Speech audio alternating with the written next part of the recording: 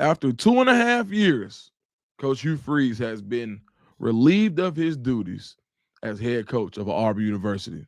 Let's talk about it on the Scoop with Dukes. Welcome to the Scoop with Dukes. I'm your host, Philip Dukes, aka Dukes the Scoop. Check me out on Twitter and Instagram at Dukes the Scoop. And please be sure to hit the like and subscribe button. All right, guys, let's get into it. After a very painful to watch 10-3 defeat at the hands of Kentucky, Auburn has let go of Hugh Freeze. It's something that a lot of people wanted to happen, something that seemed inevitable, and it felt as if Auburn was going to kind of mess this up. I don't know why, but you started to get the feeling. I think after the Missouri game, people had enough. I think Coach Freeze was allotted some goodwill as far as keeping his job longer than a lot of people felt like he should, based on some really bad calls against UGA, playing them close, bad call against Oklahoma, multiple bad calls, literal touchdowns being taken off the board. But it only bought him so much goodwill. I wasn't positive it was going to happen today. So Auburn legendary writer, journalist Philip Marshall comes out a couple of weeks ago and says he thinks he makes it through the season. And I feel like Mr. Marshall has a really good pulse on things usually. I think this one I don't think anybody thought the defense would play this bad against, the offense. The offense would play that bad against Kentucky and Arkansas. Running the ball against Arkansas, you had some success, but that Arkansas game shouldn't have been as close as it was. In Kentucky, you lost. I'm not sure if anybody had that on their bingo card as far as not scoring a touchdown at home.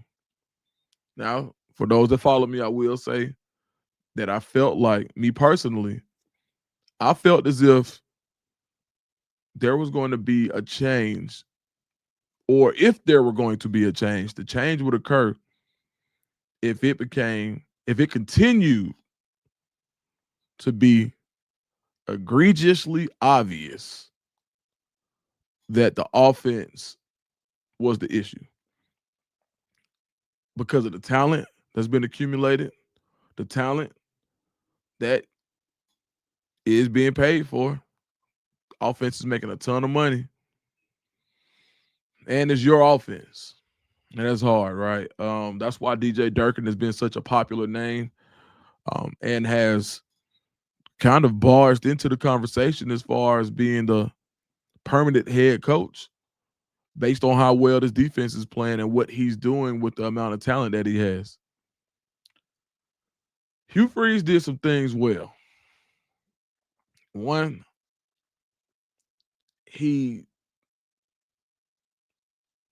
he made good relationships in Auburn with people that matter.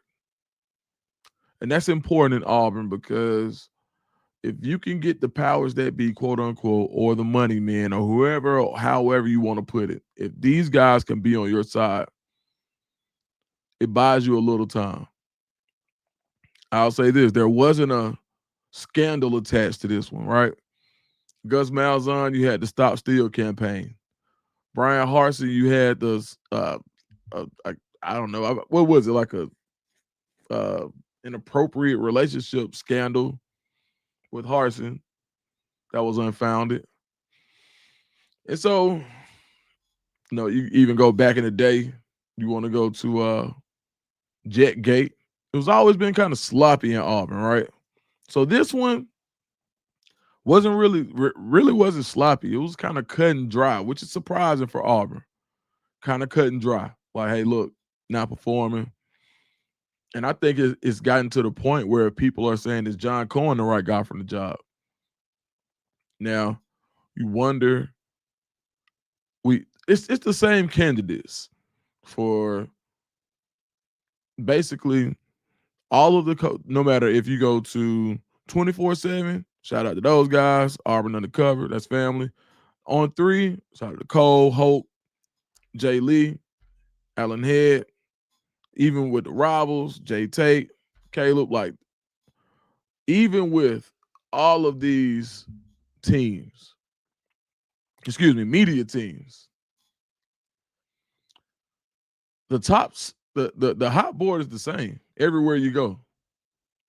It's the same hot board as LSU and Florida has, minus Lane Kiffin.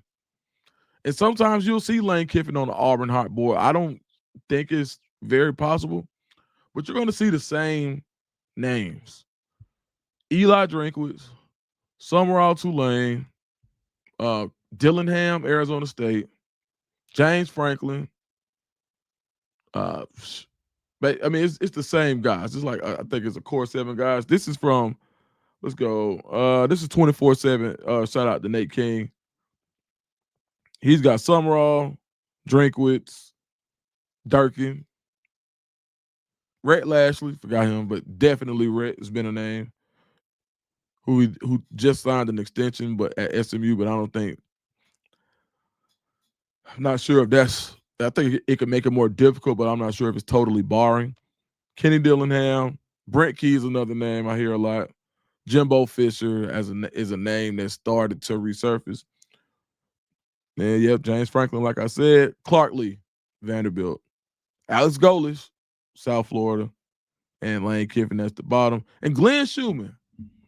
And we'll see if Shu picks up some additional steam. And of course, we got all week to talk about this, so we will get into more of the candidates, the top candidates. And one name that I haven't seen a lot that Nate has put down, which could make some sense, is Joe Witt Jr., defensive coordinator for the Washington Commanders, and Ryan Silverfield, head coach of Memphis. All right, you can go to. Let's go. Let's see. Bruce Feldman. He has a different name on here that I haven't seen. So Bruce Feldman, this New York Times article, he has Dillingham, Summerall, Golish. He had Charles Huff, former Alabama aide, who's now at SMU after having a really good year at Marshall, a 10-win season at Marshall. Now he's at Southern Miss, where they weren't. They haven't been very good lately, and he has them at a 6-2 mark. Yeah. Then his last 3 names are James Franklin, Jimbo Fisher. James Franklin, Jimbo Fisher. Oh, and Silverfield. Yep. So that's his 7. Let's see what my man Pete Nakos. Nakos. I'm gonna always want to call him Bitch Nakos because of what Iyama dad called him, but he's far from a bitch, man. Really good guy. Shout out to Pete Nakos. It's just funny why he called him that, and then he was all the way in the wrong. Like Nakos was right. He just got mad, I guess. But let's see. What my man Nakos says should be about the same. Auburn coach head board. Shout out to Hoke. I believe he has a board too. Top candidates: Summerall, Fisher, James Franklin, Brent Key, Clark Lee, Eli Drinkwitz, Kenny Dillingham, Silverfield, Golish. All the same names. So we'll see. We'll dive into it. You can put down who you want, who you would like. But I think today is just important to say, okay, the powers that be made a necessary decision that had to be made.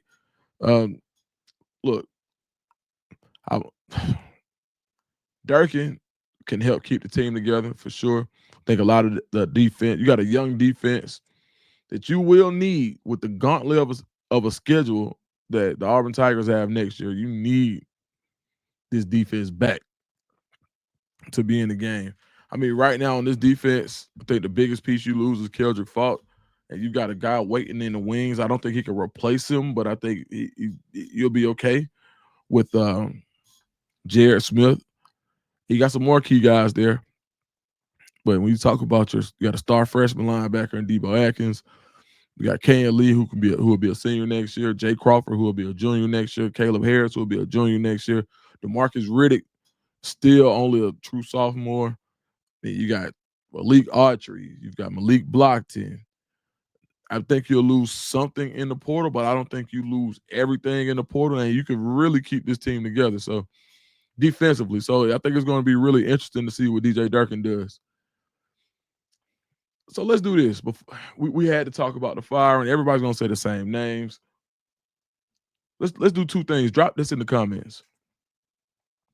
Favorite moment of the Freeze era, I would have to say my favorite moment of the Freeze era was Big Cat Weekend when Perry Thompson was there. That was kind of dope.